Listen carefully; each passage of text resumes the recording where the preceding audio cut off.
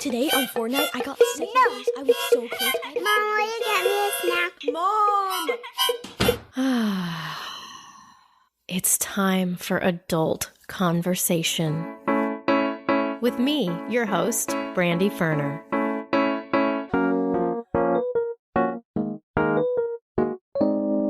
Hello, Adult Conversation podcast listeners. Today feels like a very special episode of the podcast as we talk about grief and motherhood with someone who has a pretty heavy story about losing her own parents. Today's guest, Caity, has such a sharp sense of humor and beautiful openness that I think we can all gain something from her sharing. She wanted to speak out about what it's like to parent without your own parents in hopes that others dealing with loss amid motherhood will know that they're not alone in the bittersweet messiness that is grief. Just so you know, we laugh quite a lot, and yes, sometimes it's super dark things, and we also discuss other important topics such as Chick-fil-A versus raising canes. Caity also talks about agreements she unknowingly made following the death of her mother, how grief has affected her physically, and the destructive way she was allowing herself to have emotions, which I'd never even considered. We explore what it's like to make, or not make, mom friends while carrying such a huge emotional burden and feeling like you're too much for people. Join us as we put some pieces together and shine some much-needed light on a topic that's not often talked about. On to the show.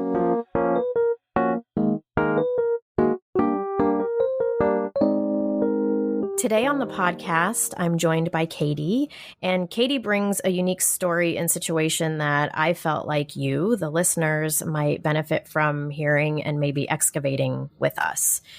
It's a topic that I guess I fortunately don't have a lot of experience with in terms of parenting, which is grief and motherhood, and specifically related to losing your own parents.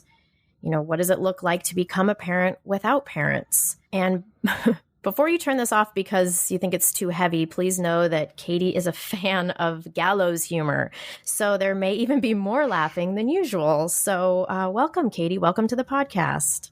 Thank you. And that kind of humor is not always appreciated in this topic. Right. And we're going to get into that and maybe some of the walls that puts up. But like you, I find humor to be a coping mechanism and personality trait. And where the two cross over, I don't know. But I'd love for you to just give us sort of an overview of your story and tell us a little bit about your situation. Well, I am a 30-year-old mother of an 18-month-old. I lost my mom when I was 16 years old. I was coming home from church and came home to an ambulance in my driveway. Had a stroke, and she passed away 2 days later.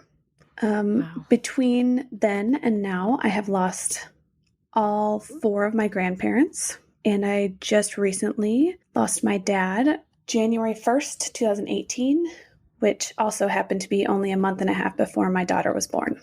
Yeah, so you really entered parenthood with nobody parenting you. Yes, and to kind of add a little bit of complication, if you can even say that with everything else that had happened. My dad had been sick for 15 years with cancer. And so I had already been taking care of him, on and off throughout those 15 years. And he was actually pretty healthy considering, but for a long time, it felt like we were just in a partnership and not in a father-daughter relationship.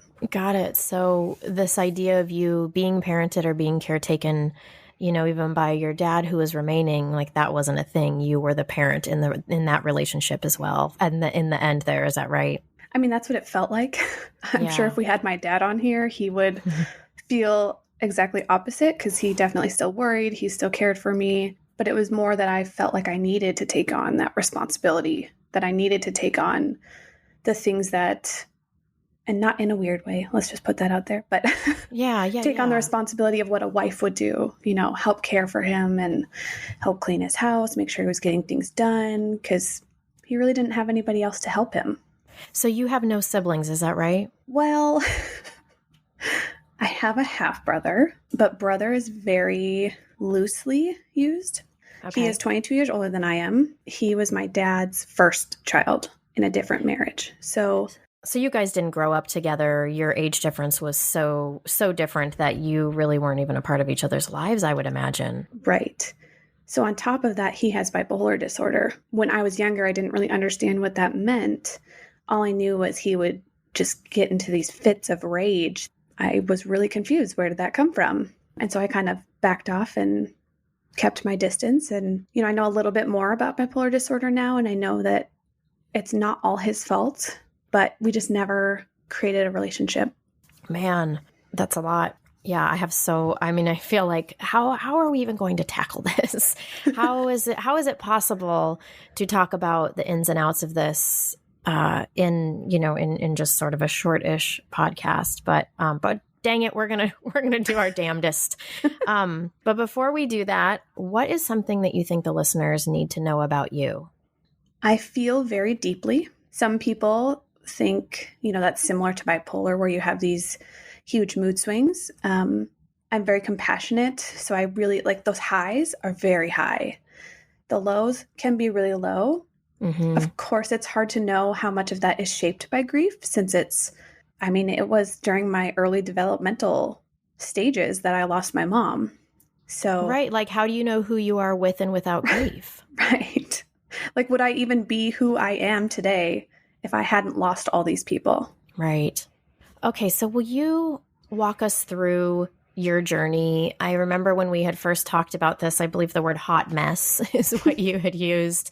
And it was really interesting how you just kind of gave me this overview of where you had gone. And I think that piece is really fascinating. And I think people could find it really helpful. Will you walk us through it's like kind of how there's so much here and it starts so far back. I guess my specific question would be, after the birth of your daughter, will you walk us through what that experience was like and maybe some of your choices on how to cope, and then where you are now and how you've kind of gotten there, or whatever of that feels comfortable to talk about? So I'd say it probably started a little bit before she was even born, because, my dad died a month and a half before she was born. I have been working through the grief with my mom passing for a very long time. And, I put that off for 2 years after she died. I didn't even cry, at least not in front of anyone, because dad needed to be strong and I needed to be strong for dad. Wow. So I knew that when dad died, that I needed to find a way. And sorry, my voice gets really crackly when I start talking about emotional things. Yeah. Yeah. Unfortunately, it's another part of grief is that it affects me and my vocal cords. Go for it, my friend. Sorry about that. No apologizing. So wait, real fast. Can I stop you? When your mom died, how did you know that you had to be the rock? How did you know that you couldn't fall apart and that your dad would take care of you? How was that something that you had kind of been raised to be a caretaker, or how did you know how to do that? So my dad's health issues started when I was in middle school. I mean, seriously, if you had a medical dictionary of all the things that can afflict you, he's had most of them. He almost died from a car accident. He almost died from quintuple bypass surgery. I mean, you name it, he went through it. So at a young age, I felt like I was taking care of my mom, and she had a very stressful job. And I don't think that they ever laid this responsibility on me consciously. Okay. I think it was just part of my personality that I felt like, sure, I can save them. I can fix them. Well, yeah. And I would imagine having, at least one of your parents that had health stuff, I think puts you in a different category. And the only reason I say that is because I have chronic health stuff. And I notice my son, I don't know if it's by nature that he's just really thoughtful and empathetic and wants to caretake, but definitely I notice that when I have health crisis happen, he's always the one that's like, Mom, what can I do for you? What can I get you? And there's a part of me that just hates that he has to do that. And another part of me that's like, well, I mean, it's at least teaching him some empathy and all of those things. So I can understand what you're saying about, it's not like they overtly told you that, but just by being who you are and having a parent that sometimes needed extra support, like, how to jump in and help. So I feel like I can get that. Yeah. Okay. Sorry. I derailed you. Keep going. So when my mom died, at the time, she was the only breadwinner of the house. My dad had been let go of his job because, I'm sure there was reasons, but it was because of his cancer and he was constantly needed for treatment. And so when she died, I saw him crying multiple times and I had never seen him cry before. My dad was such a strong man and seeing him cry just broke me. And I thought, maybe if he doesn't have to take care of me, he won't cry as hard. Wow. And so I think something just clicked and I thought, I'll just take care of him. It's fine. And to be totally honest, saying all these things makes me sound like a really great human. I just also didn't want to deal with the feelings because they're really shitty. Yeah. I mean, gosh, it's just so tough. Like at 16 to make an agreement for yourself that you don't even really know that you're making. Right. You know, that's like, and it's not even in your, at 16, like no 16-year-old should really have to basically sign, you know, subconsciously on the dotted line, I'm going to do everything I can to never see my father cry again because I don't want that hurt for him. Right. Like that's so, even though, you know, maybe from your point of view, it's like, well, maybe that's a little avoidant of the feelings. Gosh, it also just comes from such a real place of wanting to be a good daughter and a good person. Yeah. I mean, our family unit was small even when my mom was alive. There's only 3 of us. And so it never felt like a family, so to speak, only because I have friends who have 4 siblings, 3 siblings. That's a family because it's huge, right? And so when mom died, sorry, it's hard that I have to keep track of who died and when they died. When mom died, it just became... it felt natural to become more of a partnership between dad and I. So did you start therapy those 2 years after she died? I wish I could say yes. No, I didn't start therapy or counseling until I actually moved to Colorado, which 7 years ago. So not until much later. Again, it's kind of hard to know how much of the emotional outbursts were grief related when I was younger, or how much were just, hey, I'm a teen and my prefrontal cortex is not fully developed, so I'm just going to have an outburst right here. Right. So I didn't even think it was a problem that needed to be fixed. And actually, what made me decide I needed to go to therapy was when my husband and I met. I started realizing that I was laying a lot of heavy emotions on him. In fact, red wine is often a joke for him because he knows that if I drink too much, I'm just going to be crying on the bathroom floor. Oh, shoot. Yeah. You are probably not alone on that. Right. But it was the only time I'd cry was if I drank too much red wine. Oh. And so I realized, hey, that's probably not a healthy coping mechanism. Yeah, good for you. Yes. Yeah. So found a counselor and I had been working with him up until a few months ago when I had another wave of just terrible grief hit me. I lost my voice twice in 2 months, got really sick, and the doctors, they had no idea what was going on, and all the tests came back negative, and started going to a new therapist and haven't had as many issues. So cool. Grief can fuck with your body. Man, there was something when we were talking earlier that you had said about how you felt like you could numb out. And that was sort of your coping strategy for a while. But then you had a kid and then you felt like, shit, I can't numb out anymore. Yes. When my dad died a month and a half before Kylie was born, I knew in that moment that I needed to deal with this shit head on, but not like fully deal with it, because as a 8-month pregnant woman, you can't really deal with that much emotion. Yeah. Especially when my body started contracting and I ended up on bed rest for a month and a half.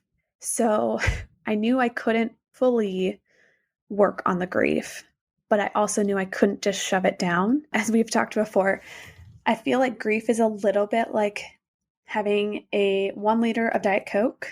And every time I don't want to deal with it or I don't want to drink the Diet Coke, a Mentos gets dropped into the Diet Coke. And if you've ever put a Mentos in a Diet Coke, oh man, that shit explodes. Yeah. So I knew that if I didn't deal with it, I would explode at some point, and it would probably be unhealthy. It wouldn't be safe for me, and it wouldn't be safe for baby. Caveat, no suicide thoughts, just very emotional, just very deep-seated emotions. Well, and I would imagine too, all those years of that agreement that you didn't maybe know overtly that you signed about having to be the rock for everybody. You don't just all of a sudden one day turn around and go, you know what? I'm going to just be a totally different personality. Yes. I'm going to feel all the things. Yeah. Learning to find that part of yourself that allows that. It's maybe even like being a baby yourself again. Yes. Having to reteach yourself. Yes. So tell me, what did the hot mess era look like? When was the hot mess era?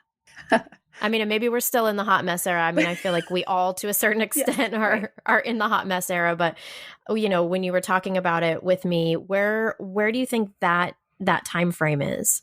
There are a lot of hot mess times in my life, but the most recent one, the one that has led me to talk more openly about grief and to want to get this message out there that it's okay to talk about it, that's not taboo to talk about grief, is over Father's Day. I was on a trip with my in-laws and my husband, and we were having fun. I started to get sicker. I was already a little sick before that. I had kind of lost my voice, but then I started to get really sick one day. Like my throat started hurting really bad, and I was just exhausted and I couldn't talk. And I just laid down in our room and I just cried and cried. And I talked to my husband finally about it, which we have a really good open communication about my grief. And unfortunately, I just don't think he fully understands. Not that you can if you haven't dealt with that. Right. But I realized, something's not right. I don't think I'm addressing this problem as well as I thought I could. And something needs to change because none of the medicine I was given was helping. My inhalers weren't helping. They thought it was asthma. That wasn't helping. And I normally work out to stay above the anxiety, and I wasn't able to work out. So then everything was just piling on, and it was just getting worse. And as much as we wish there's an answer at the bottom of a wine bottle, there is not. So was that part of your coping strategy? Not drinking excessively, but I did enjoy a glass of wine, and I don't think it was a problem. But again, I used it as kind of a pathway into feeling the emotions. Oh, interesting. So I don't want to cry now, but if I have a glass of wine, then people will just think, oh, it's just a glass of wine. Wow, interesting. So that was like your gateway to allow yourself to cry. Like, well, I can't cry when I'm sober because maybe that's like I'm not stable or I don't want to feel those feelings when I'm sober. But when I've drank a little, it'll be a little bit murky for people and maybe even myself, but I can at least have the release. Like that sounds like that's how you were getting the release. Yes. And I think it's because I've pushed down the emotions for so long, but I can't cry in front of someone. Not even my therapist. And I fucking pay them to cry in front of them. Do you remember, I'm not trying to therapize you, but I'm just curious. Do you remember a time when you were younger where you cried in front of an adult or a stranger and you were made fun of or somebody said, oh, look at you, or you were humiliated? Do you have a memory of that? Yes. It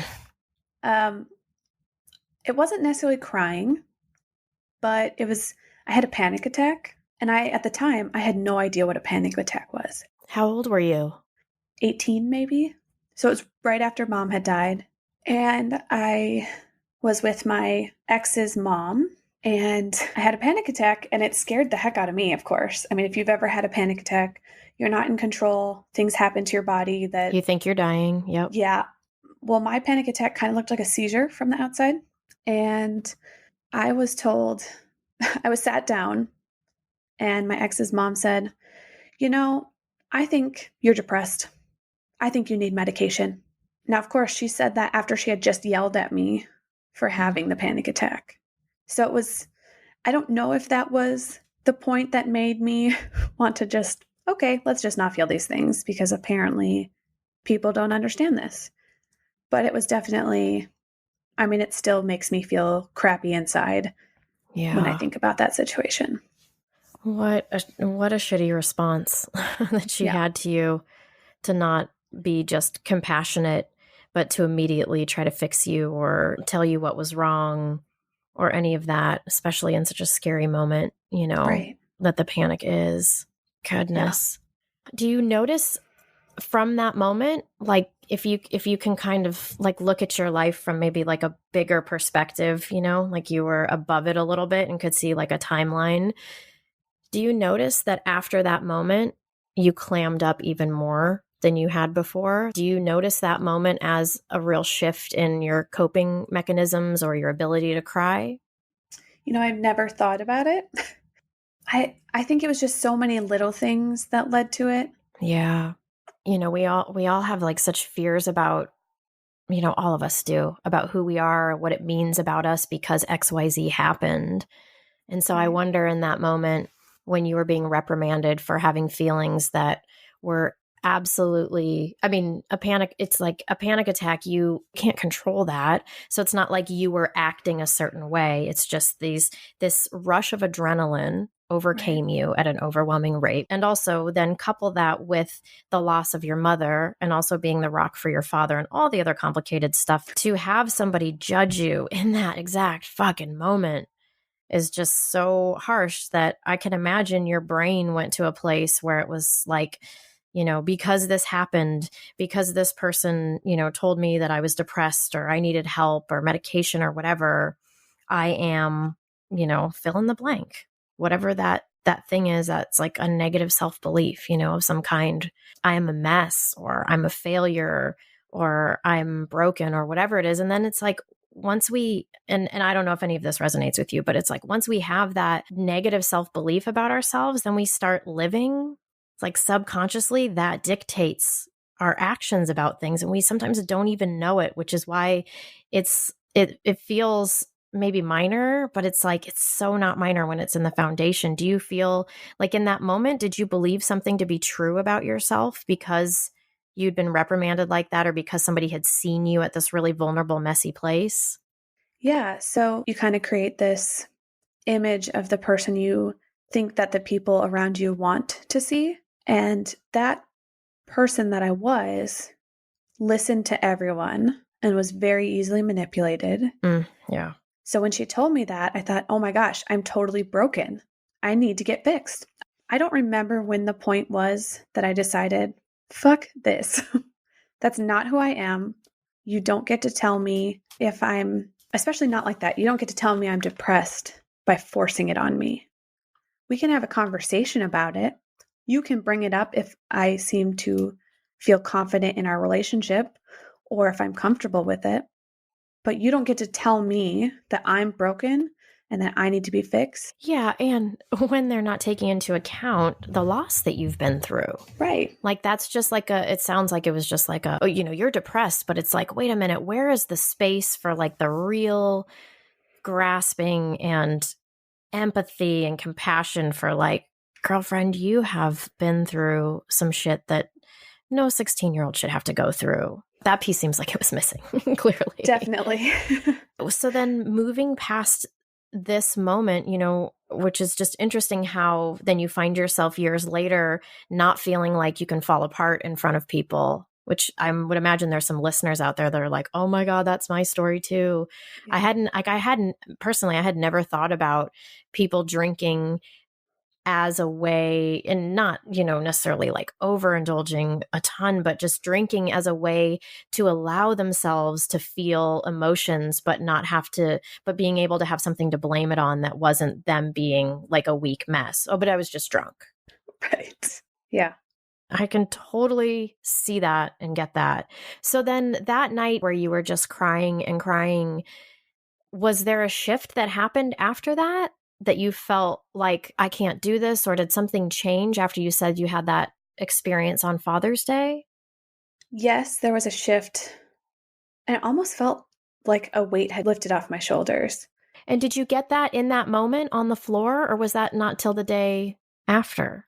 No, it was within the same day, but Okay. I had been texting. I have a few friends who have also been through therapy and some extensive therapy. And I had asked them, what do you think? Do you have therapists that could help me? And I got on the phone that day, got an appointment for when we got back from our trip. And that is when the weight was lifted. And it just felt like this breath of fresh air. Oh, good for you. Like you were doing something about it that was like a healthy step forward. Yes. Yeah. And as weird as it sounds, I get really excited about therapy. I feel like, oh, you're going to solve all of my problems today. Well, I was going to say, sometimes it feels like part of what's great about therapy is just even knowing that you're going to do it. It's like 50% of it is just Right. knowing that you've set it up and that there's hope for something.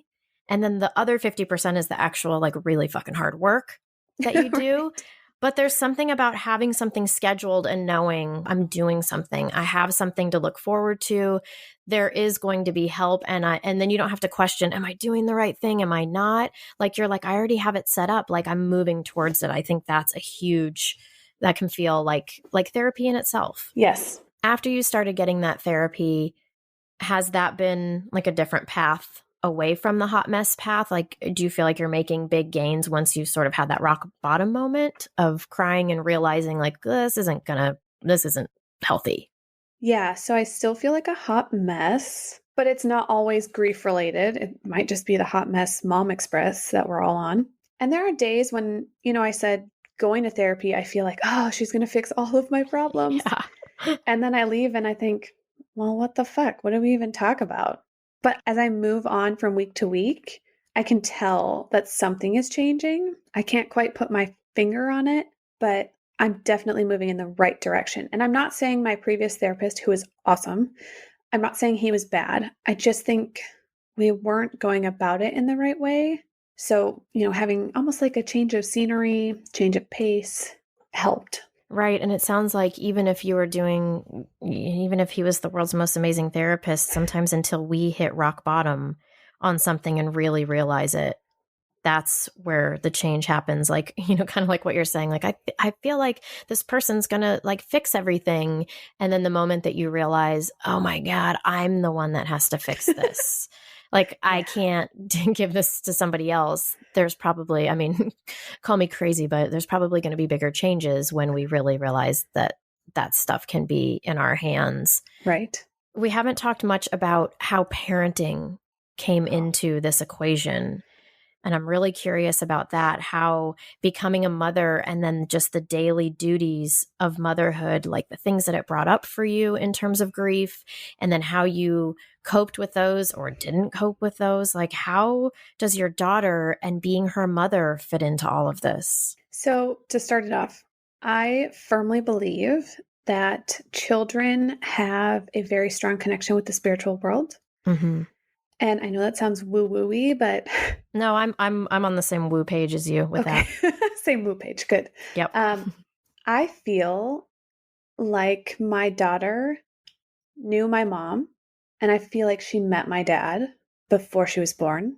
So we call my mom Oma and my dad Papa. And there was one moment, it gives me chills just thinking about it. My daughter was sitting in her high chair, and I was standing in front of her, and she points behind me and clear as day says, Papa.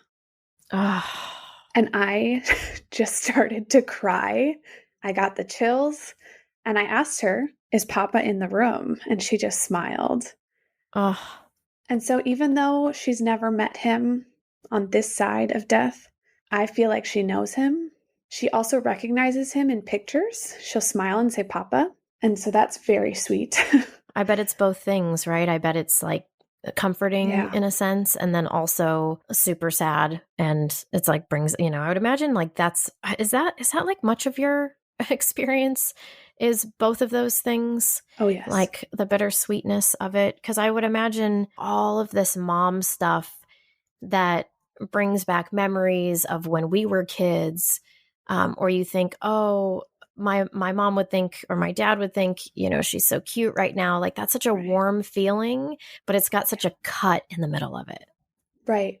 So daily basis, I think about grief. I think about death.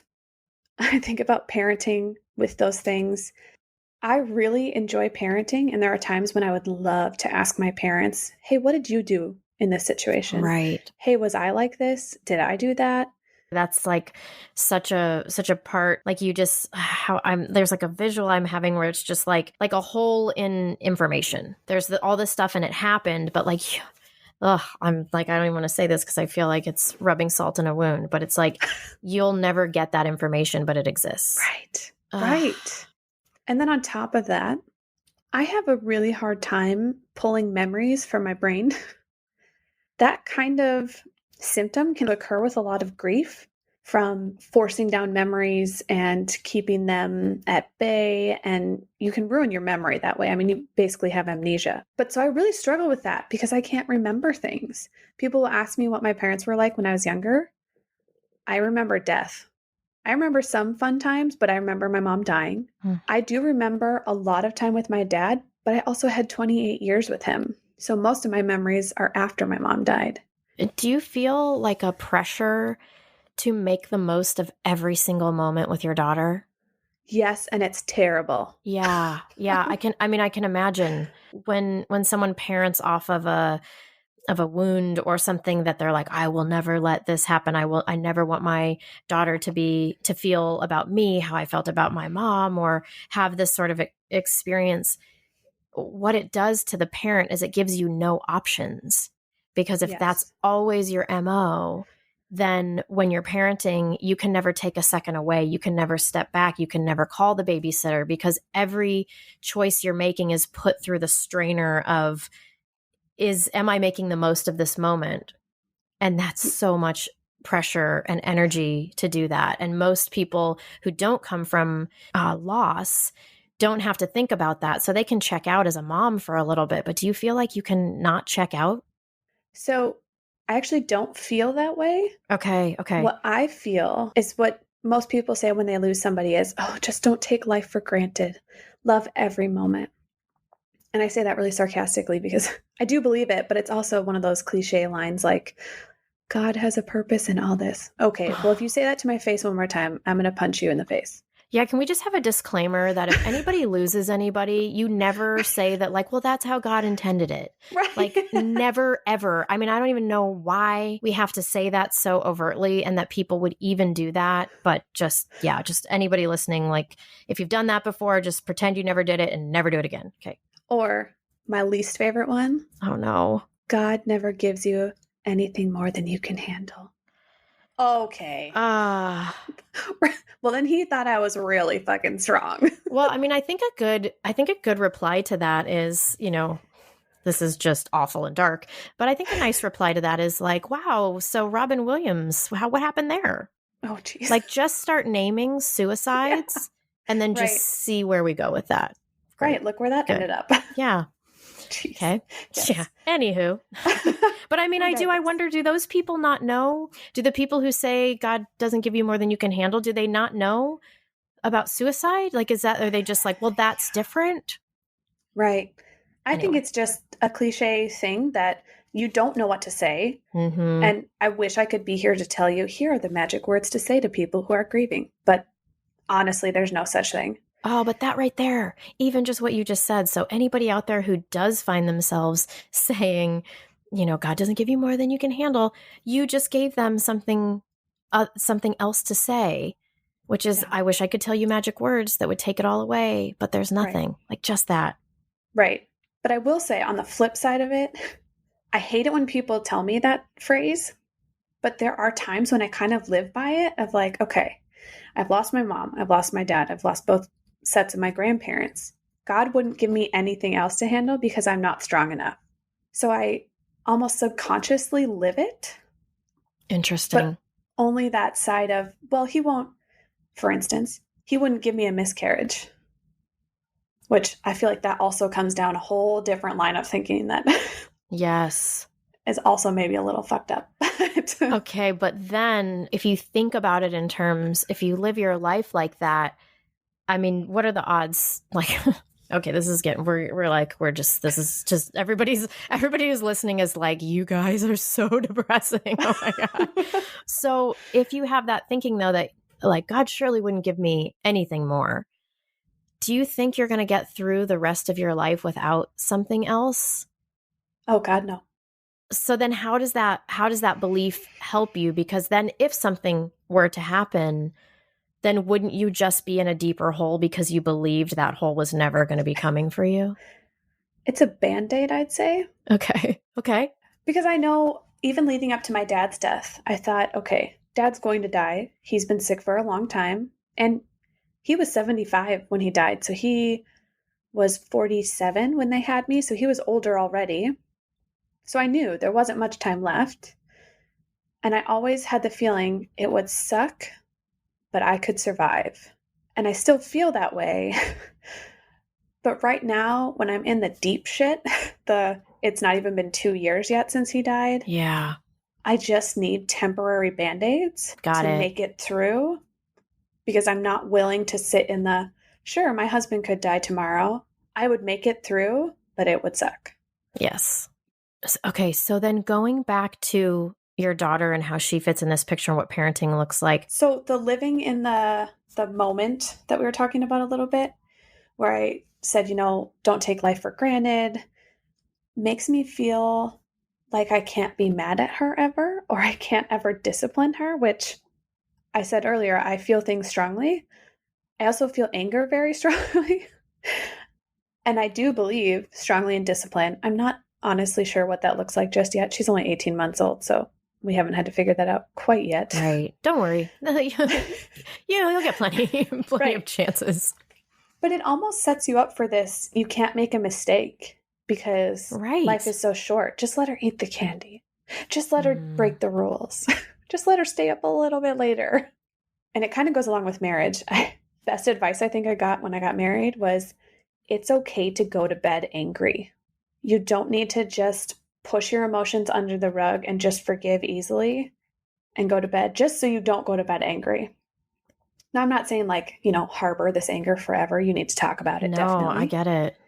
But just being allowed to feel anger is okay. All emotions are okay, and they're all justified because you are feeling them.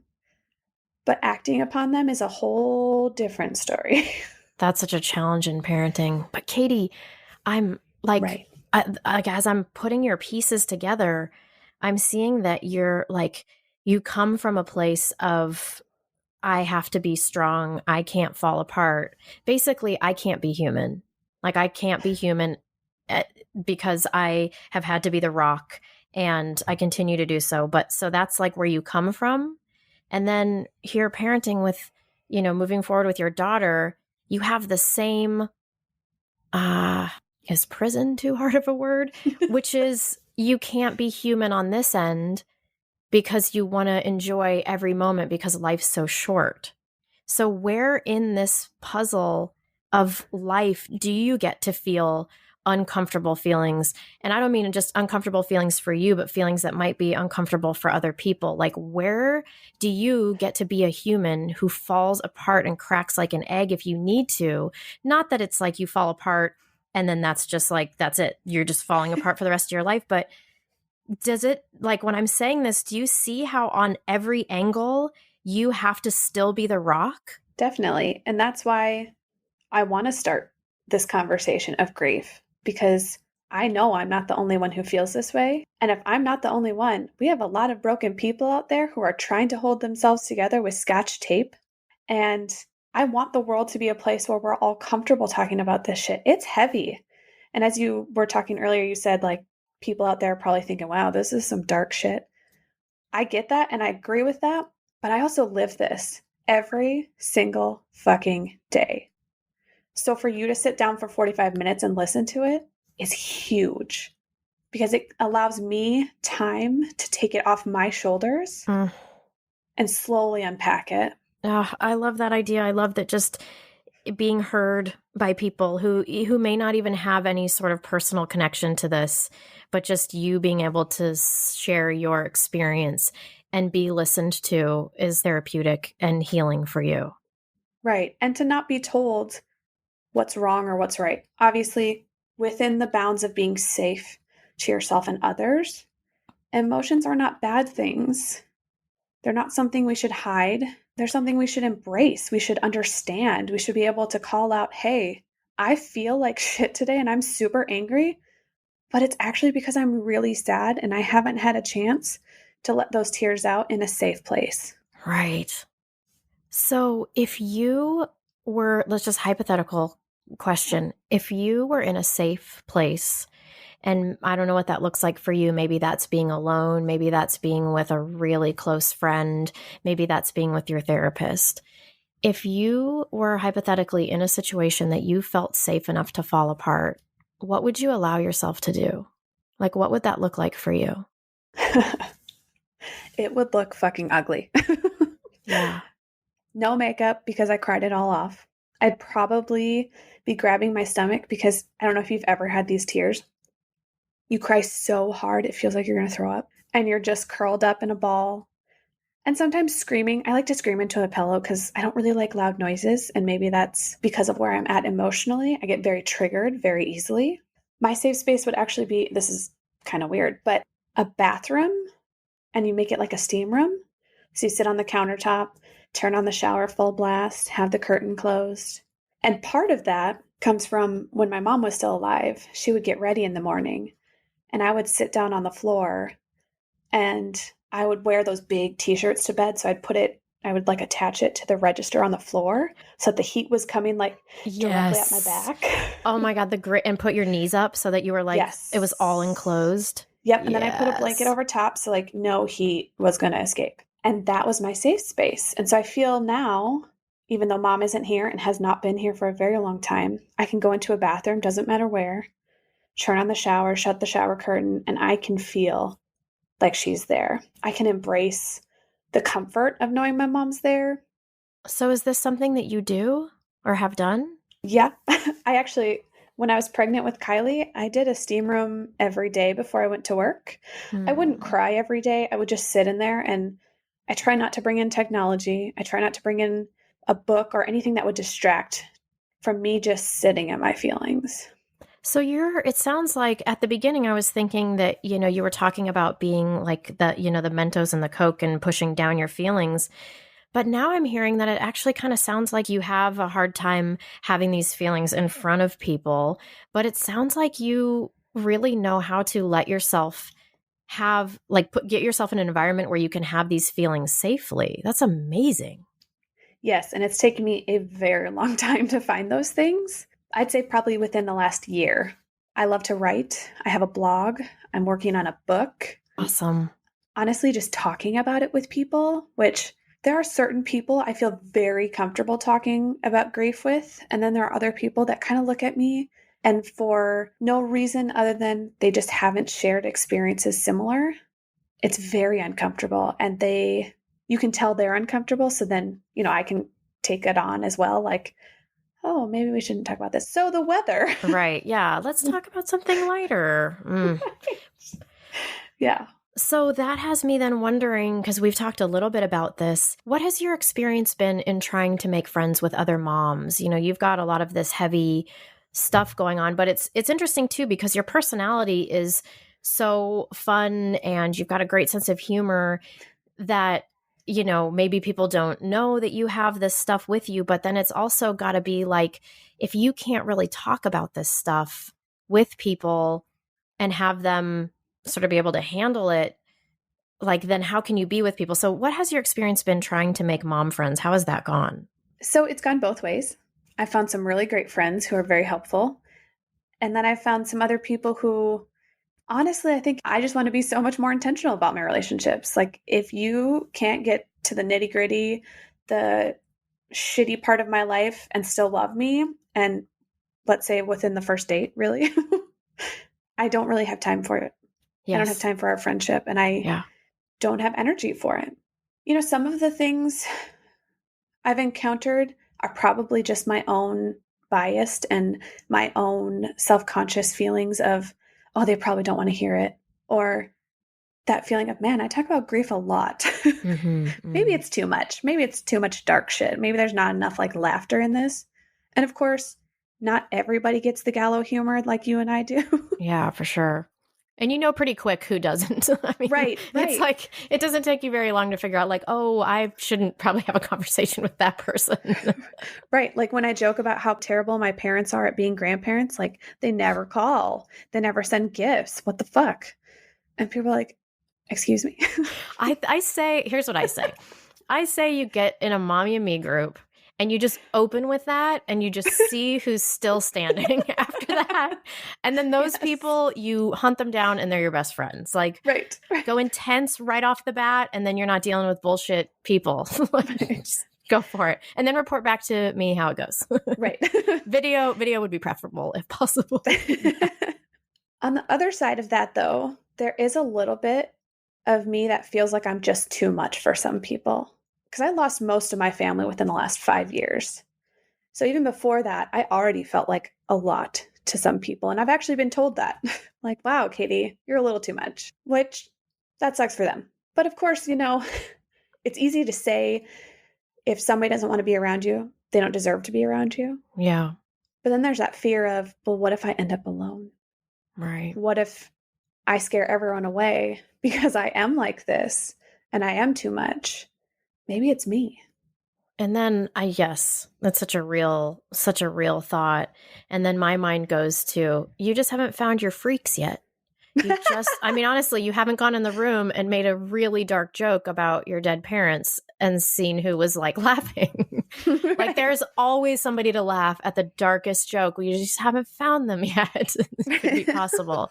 But I know what you mean about that self-consciousness about, is this really, like, I can joke away that, they don't deserve to hang out with me. But really, when it comes down to it, like, I mean, gosh, doesn't that come back to the thing that we were talking about earlier with when your ex's mom reprimanded you or said you were depressed, that feeling, that agreement about being broken? Yeah. Right? Like, it's just interesting how sometimes those agreements come through. Same agreement, different scenario. Right. Do you actively seek other mom friends? Your daughter's at an age where she's probably really active and you could be doing classes and going to the park and stuff like that. Is that something that you seek out, or do you automatically go, I think I'm going to be too much for people. I don't know that I can go out and do this. Let's just stay home. It's a daily battle. And part of it, I think, is just depression too. I mean, it's the picture of depression. I don't want to go out. It's too much work. And especially with an 18-month-old. Well, with all of her stuff that she needs, and then making sure I'm prepared, and then making sure I'm prepared for me, I almost talk myself out of it majority of the time. It's a daily battle, but I'm working on it. That's that thing too, which is like, who are you with grief and who are you without? There's plenty of people out there who don't have the grief aspect, but who also have that. It's hard to get out for the day and all of the things that you have to get in place so that people aren't melting down and so everybody has what they need and, all of that kind of thing, which I think is an anxiety thing. And I only know this because I've been there and I understand that because of some of my stuff. So, it's a hard thing to figure out what is motherhood and what is your grief. And I would imagine that too, with the feeling broken piece, maybe there's a certain amount of the stuff that you feel and that you struggle with, which is not just, but is motherhood. Right. But you probably, I would imagine it would be easy for you to think, oh, this is part of my grief. And so it's almost like you judge yourself even harder on that, therefore reinforcing the broken piece more than somebody who didn't have it, who was just like, oh yeah, this is, the hot mess express. But for you, you're like, oh, but what part is this? Right.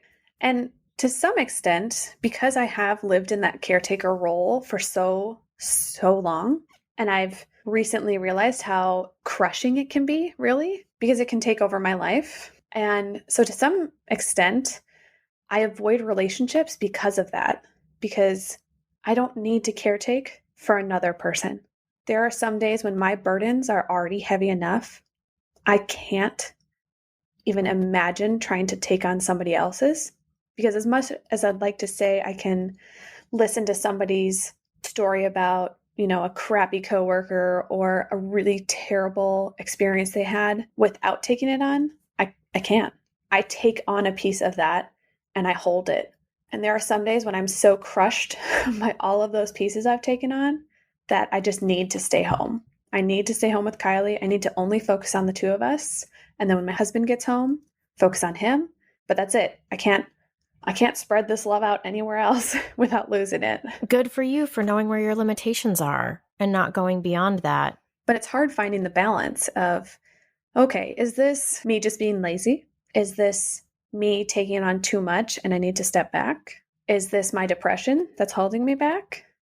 Who's at play here? One requires me to stay home because I should stay home. The other two require me to get the fuck out of home and go do something. Yeah, I was going to say, does it really matter what's at play? Like, could it just be that you have that sensation and then you feel that sensation and where it comes from doesn't matter or doesn't change what you do? But then I hear what you're saying, which is, maybe if it's a depression thing, well, then maybe better to get out because that actually feels better. But no, you know what? I go back to no matter what it is, whatever your body and mind in that moment think would be the better thing for you to do. Not the better, like I should do this, but what do we want in this moment seems like the way to go. But I know there's the mind game and the internal dialogue that we all have as mothers seems to be a common theme that it's constantly going for a lot of us, just like a revolving door, So you just have like a really extra layer to it that gets thrown in there. Right. And I would say getting outdoors or even just moving, regardless of which one is at play, is the best action to take. But it's whether I do it with people or do it just on my own. Ah, right. Because if it's depression or laziness, I should find a friend. I should get somebody to go walking with me. Mm-hmm. But if it's I've carried too many burdens today, yes, I just need to do it with Kylie. Otherwise, I'm a really terrible human. I get hangry really fast. Yeah, I'm one of those too. I'm a terrible human as well. Right. You just get triggered so fast and it's like, I am going to explode on you and I really care for you. So my friend has said to me before, I think I've said it here on one of the podcasts, she says that I have narrow margins and it's because of a lot of my health stuff that makes it so that I don't have, we were joking about it this weekend with a friend, that I don't have a lot of reserves for energy. And, sometimes you need energy for patience and things like, just minor things like that. But knowing where your margins are and trying not to live your life so that you're so slim to the sides that any other dip in there, that there's like an explosion. But again, living our life trying not to explode or have our humanness be seen by people is also a paralyzing experience in itself. So again, I feel like every podcast we talk about finding the fucking balance on things, which just seems to be, it's like when people are like, what is the meaning of life? I feel like it's very clearly finding an impossible balance, just that. Definitely. Are there things that you wish your friends would do or say? How would you guide a friend in how to deal with a friend who's been through loss? I wish I had the answers. Mm-hmm. I don't. But what have you liked? I think the first step, the most important step, is to just be there and know that there are legitimately no words that can make this situation better. Depending on how well you know the person, if there's something that really brings a smile to their face, maybe it's a cup of coffee, maybe it's going on a walk. You could ask them if they wanted it, but forcing it on them, I wouldn't encourage that. Right. I'm always a fan of stuff in situations like this where you don't involve the other person having to answer you for something. Yeah. So when people are like, oh, I want to bring you dinner. What do you want me to make you? It's yes. Like, no. So I always think in situations like this to give something like a gift card for a restaurant that the people love. Mm-hmm. Stuff like, and I don't know, maybe you're like, no, that's not good. But I feel like anytime the person on the receiving end has to do work to receive it, it's like You've just put a burden on them and maybe they don't want that. So if you can give them something that's like, here's money to go have DoorDash or something like that. And I'm going to give you the money for it and you can do it however. Or like you said, if it's something that that somebody likes and you can just have it show up and the people can take it or not, I feel like those things are maybe a little bit easier to receive than really having to get into a whole conversation with somebody about something. Right. So with that being said, let me take back what I said earlier about don't force it on them, because it also depends on your friend. And honestly, it depends on where they're at in their grief stage. Because, if you would have tried the exact same thing 100 days in a row while I was grieving, maybe right after Dad died, I probably would have said no to you majority of the time and said yes a few times. The same thing might work sometimes and might not work the other times. But I agree with you. I think anything that would not require an answer from the person is great, but it can't be forceful is the only word coming to me. Like, you have to eat. You have to do this. Otherwise, you're not going to take care of yourself. There are some times when during grief, I would forget to eat.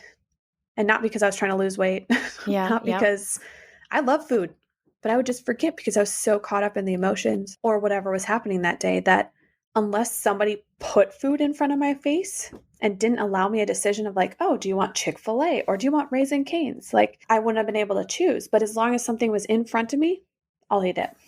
Okay. Yes. And so where do you stand on the Raising Cane's versus Chick-fil-A? I need to know this right now. Raisin Cane's, hands down. Cane sauce is so nectar of the gods.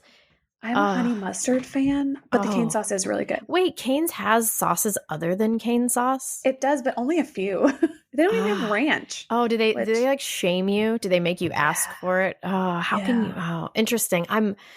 This could be like a whole podcast episode in itself of just the merits of the different breading styles. And also, what I don't like about Chick-fil-A is how they hate gay people. But in fact, actually, somebody the other day was telling me that it's on like a local level.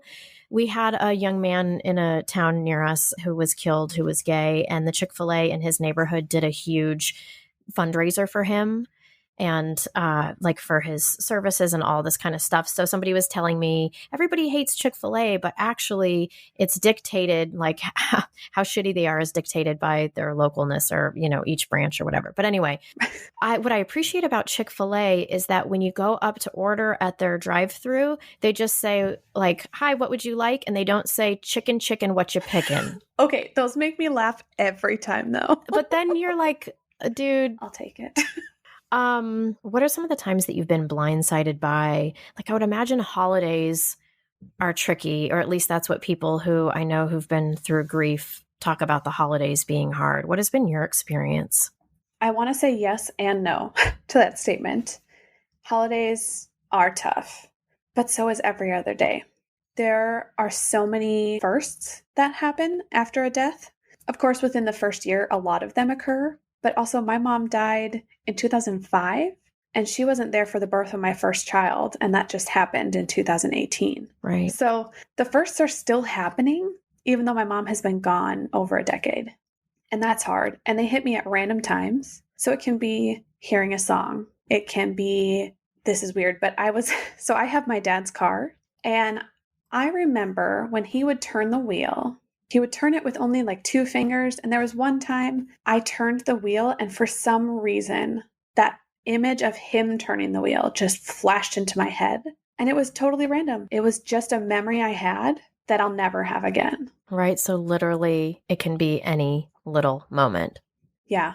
My mom loved holidays. My mom and I loved Christmas together. My dad, however, was a Jehovah's Witness, and so he did not celebrate holidays. He also did not celebrate birthdays, which for a long time made me really mad. But as I got older, I realized, hey, he strongly believes that he shouldn't celebrate this holiday, and he's standing firm. And that's awesome. And I think that's really strong of him. So I understand it, and I'm not mad that he didn't anymore. I was for a long time. So holidays, I actually don't miss him because he wasn't really a part of holidays. So maybe he did you a solid and didn't even know he was doing you a solid, right? Yeah. Yeah, but he didn't quite get it right because he died right before my husband became a father. So the first year my husband could be celebrated on Father's Day, I was mourning the loss of my father. So he got the last laugh on your husband, it sounds like. Right? Strategic man. I will win. Gosh.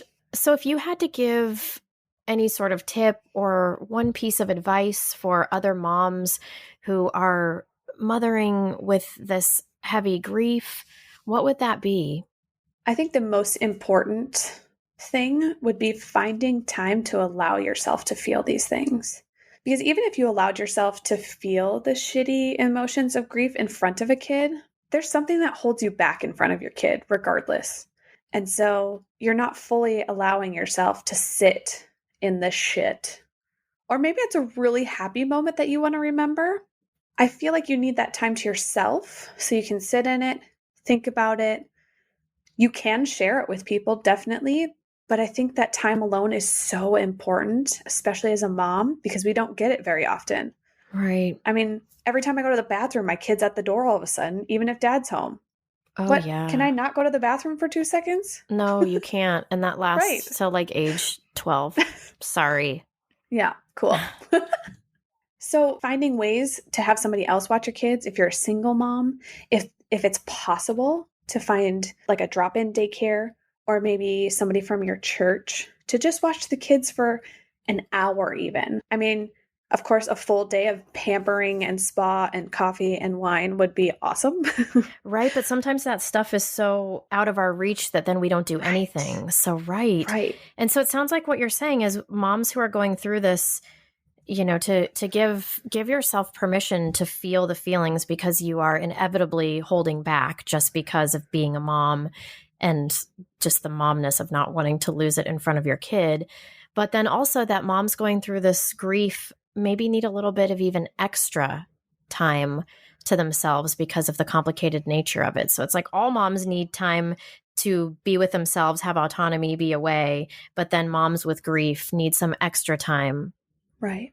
to really be able to explore their feelings, whether that's the joy, whether that's the sadness. Because I wonder if some moms, when you say, be allowed to, feel your feelings, I wonder if some moms are like, oh my gosh, I'm feeling my feelings too much. People who have sort of an opposite take, which is they're losing it all the time in public. And so I think even what you're saying, even for people who are at that other extreme, is just having the time, maybe if they had the time to lose it like in their own time, and even whether that's time to go to therapy or to do things that fulfill them and are healing to them, then maybe even their losing it all the time would maybe lessen. Just that having the time, it sounds like what you're saying too, is having the time where you're just you and you're not caretaking somebody, because it sounds like Yes. even just being you with grief, you're caretaking yourself like all the time.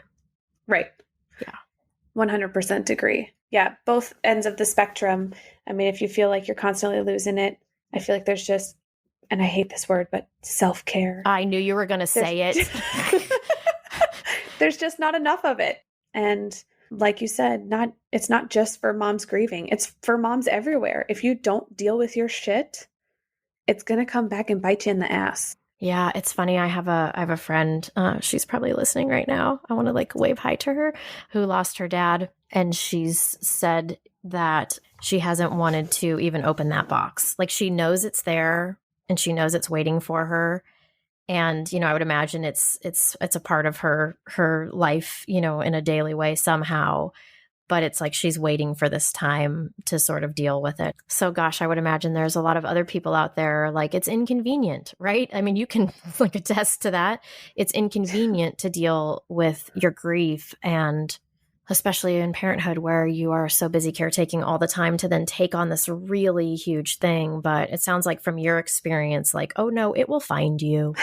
Right. And who knows if my experience is like anyone else's, but I started to become physically sick because I was not dealing with my emotions. And I honestly thought I was. So, but I also feel like dealing with grief, with what we've talked about so far, it just sounds negative. And if you're talking about grieving somebody, you don't always have to talk about how sad you are. Talking about the happy memories, the joyous memories, the wonderful things that happened in that person's life that you remember and that you loved about them are just as important Mm. and are missed most of the time, I feel like. I don't know if it's just a comfort level or what, but I've really had to have sit down talks with my husband about, I want to be able to talk about my dad. I want to be able to talk about my mom, and not just that, oh, this sucks, they're not here, but here's a memory that I just remembered. And it's not all him. It's me too that I get stuck in how sad I am. But being able to focus on the happy notes of everything as well is just as important, I think. So, what's one of your favorite memories of your mom? I'm from Minnesota, and our amusement park is called Valley Fair. I think my mom went with us. I'm not totally positive. I got this outrageous top hat that was blue with smiley faces on it. And I remember we were out on the deck one night and she was wearing the hat. And she was playing guitar on a Reese's peanut butter cup wrapper. And we were just laughing. About what? I have no idea. But we were laughing so hard. Then her laugh was one of the things that people remember most about her, that she just had this contagious laugh, that the moment she laughed, everybody else in the room was laughing. There's no importance to it other than it was awesome. Having moments of laughing with your kids or your parents that's the greatest thing ever. It's like everything is all right. It doesn't matter. Right. It doesn't matter how stupid the thing is. I sometimes when I go to movies with my son and he's laughing at some part so hard, I just look over and it's like, I want to bottle this. It's my favorite thing. So, okay, what about your dad? What's a favorite dad memory? See, that's harder to talk about for me because it's so much more recent. And I'm just so blinded by... I saw my dad in the hospital. When he died, it was sudden. And we were talking about discharging him. And then the next day, he died. And so that image is still so burned into my brain that it's hard to look past it. But my dad officiated my wedding and he called me out. Oh my gosh. So I have my doctorate of physical therapy. And I was talking to him about his speech. And he said something about fingers, like putting the ring on the finger, whatever, in the speech. And I said, well, they're digits. And I don't know why I said that. I have no idea. So he calls me out at my own wedding. And he said, no, wait, my daughter just told me that these are not fingers. And I was like, Dad, they are fingers. Wait, you said that like at the wedding? Yeah. You guys were arguing about this at the Yeah, in the video you can see us arguing. And I'm just laughing because I'm like, Dad, what are you doing? He said, yeah, you said they're digits. So anyways, and then he just keeps going and everybody laughed. And it was, he had been so stern in the beginning that this is your wedding. It's important. It's serious. And then he laughed like every other line. Oh my God, I love him. Yeah. One last thing I want to just come back to real fast is, in that moment where you were called out with the panic attack, do you think since then, you've updated that belief that you had about yourself, about feeling broken? Yes, but I think I've embraced that I'm broken and that it's not a bad thing, because it's not. We're all broken. We've all been fucked up by this world, but it's okay. And I am doing healthy things to make sure that I'm taking care of myself. And so I'm just not worried about it anymore. Yeah. And I'm probably going to butcher this because I have terrible memory. But I was in a Bible study and we were talking about some ancient time. Some Jesus time. I don't know. Yeah, right. Jesus, etc. Yes. There was some piece of porcelain that every time it encountered a crack or a dent, they would fill it in with gold. So the broken pieces became more beautiful than the complete vase itself before it was broken. Yes. And that so to me, broken isn't an ugly word. Broken's a beautiful thing. I believe what you're referring to is called kintsugi. I know of this as well. Yes. The idea that the breaks are what make it beautiful. Right. Caity, it's hard to hold it together a little bit about it because it's just, it's so beautiful. And I just so appreciate you being really vulnerable with me here and discussing this. And, I'm hoping that somewhere there's a listener who's just feeling really connected to it or validated by it or now knows something that they didn't know about it. So I just so appreciate you coming on here. Of course. Thanks for being willing to do this.